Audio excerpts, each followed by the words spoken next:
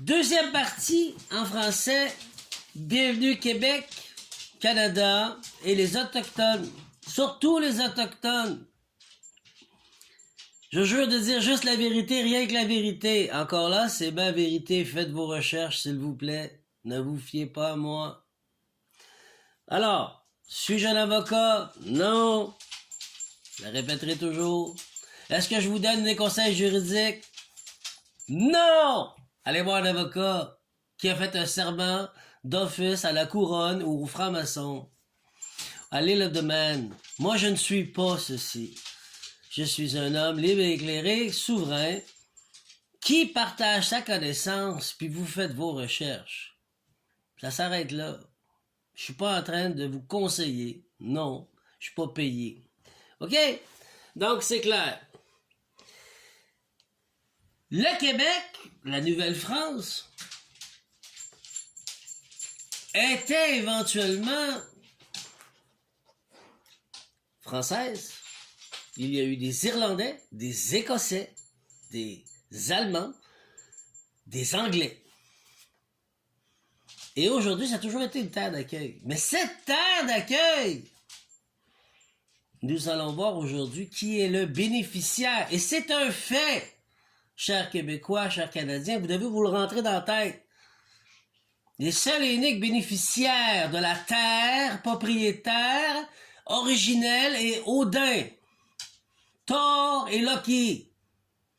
Ils avaient le Groenland à droite, ils avaient le haut, en haut du Canada, jusqu'en descendant aux États-Unis, USA. C'est leur terre. Ils ont mis les Autochtones comme bénéficiaires, héritiers, watchers, gardiens des terres ancestrales. Voilà pourquoi les Celtes de la France sont venus en Nouvelle-France et se sont installés. Est-ce que vous comprenez? C'est ça. Faites vos recherches. C'est ça la vérité. Ma vérité. Faites-en ce que vous voulez. Vous allez voir c'est quoi un fou un matin. Vous m'avez pris pour un fou, vous allez déclarer fou. Mais là, vous allez voir. Parce que moi, je mets des faits. Vous avez fait vos recherches. On voit qui est fou. Alors, déclaration de vérité sur la souveraineté territoriale du Canada et du Québec. Et au Québec. Pardon. Préambule.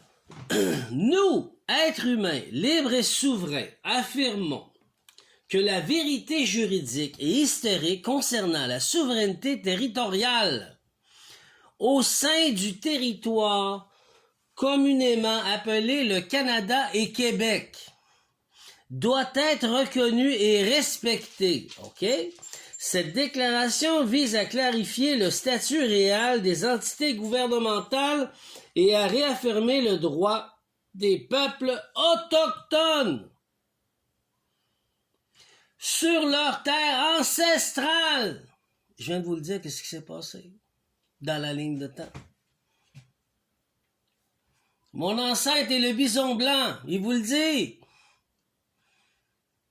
Ils sont full autorité. Qui? Autochtones. Et les hyperboréens, Celtes, Odin, Thor, Loki. C'est eux qui vont décider avant le Québécois, avant le Canadien. Je suis désolé, mais les faits sont là. En tout cas, c'est ma vérité. Faites-en ce que vous voulez. Canada Inc. Ouh. Québec Inc. Ah, ça fait mal aux oreilles, hein? Des corporations enregistrées, mesdames et messieurs. Faites vos recherches. Crachez-moi pas au visage. Faites vos recherches, gang de paresseux. Désolé, il fallait que je vous le dise. Je vous aime pareil. Il est établi que le gouvernement du Canada et du Québec fonctionne juridiquement comme des corporations à numéro, enregistrées auprès d'entités commerciales internationales. On va rentrer là-dedans. Je vais vous expliquer ce jargon-là. Vous conseillez? Non. Je vais vous parler de mes recherches. Vous expliquer ce que j'ai compris. Cette structure administrative opère sous des régimes de droit commercial et comme des entités souveraines au sens traditionnel du terme. Le Canada est enregistré comme une entité corporative sous le nom de Canada Inc. Marqué, Caroline. avec un numéro d'entreprise attribué. Ils sont pas souverains. Et c'est le Canada, mesdames et messieurs. J'applaudis la fraude. Chers autochtones, je vous aide parce que je vous aime. Je suis né ici. Je suis plus associé à vous qu'à eux. Pas les Québécois, le gouvernement. Du fraude. Le Québec agit également comme une entité corporative sous-désignée comme Québec Inc. Rentrez-vous-les dans la tête, Colin. Avec une propre identifiant commerciaux. Un numéro. Ces gouvernements agissent en tant d'administrateurs et exécuteurs, c'est important, de leur propre politique interne, mais ne sont pas bénéficiaires. Avez-vous compris? Ces gouvernements agissent en tant qu'administrateurs et exécuteurs de leur propre politique. Pas leur propre terre. C'est pas eux. Propre politique. Excusez, je m'énerve. Il y a de l'air à mon grain qui s'énerve. C'est ça. Mais ne sont pas les bénéficiaires légitimes des terres sur lesquelles ils exercent leur autorité.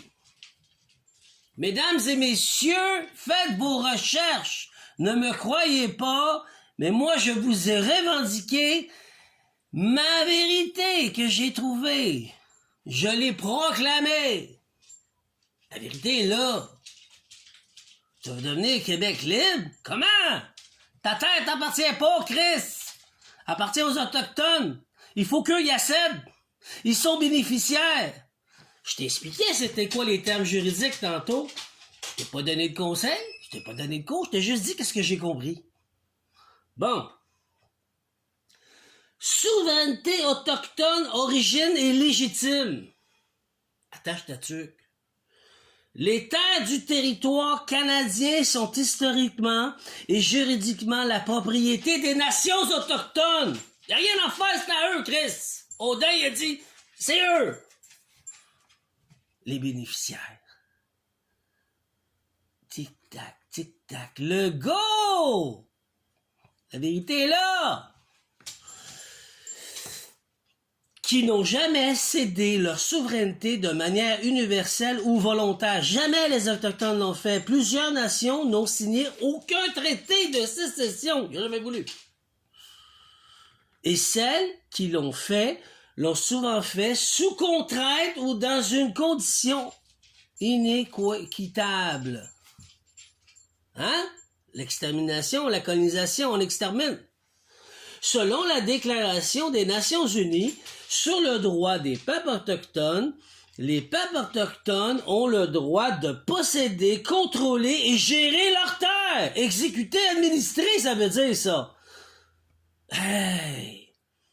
Territoire et ressources. Les droits d'autodétermination leur permettent de choisir librement leur statut politique et de poursuivre leur développement économique, social et culturel. Chers Québécois, chers Canadiens, qu'est-ce que t'attends pour devenir autochtone? C'est tasser leur terre, Chris, t'es des sites comme moi. T'as-tu fini de t'ostiner? C'est des faits juridiques. Tu peux rien faire avec. Sinon, tu prends le bateau, tu repars chez vous. C'est un fait. Tu le fais comme moi, tu t'unifies avec les Autochtones. Conclusion. Vérité et reconnaissance. Le Canada et le Québec, en tant que corporation administrative, ne peuvent prétendre à la souveraineté territoriale sur des terres qui ne leur appartiennent pas. Ça t'appartient pas, Québec, Canada. Ça vous appartient pas, les terres. Tu peux pas te déclarer souverain, là. Ils ne sont ni propriétaires, ni les bénéficiaires légitimes. C'est un fait de ces territoires. Ils agissent comme gestionnaires, mais la souveraineté originelle demeure entre les mains du peuple autochtone. Nous appelons la reconnaissance officielle de cette vérité à la fin de prétentions fictives de souveraineté et de la terre non cédée. Et à l'ouverture de dialogues fondés sur le respect, la justice et la vérité. Est-ce que c'est clair? Voici mes recherches, mesdames et messieurs.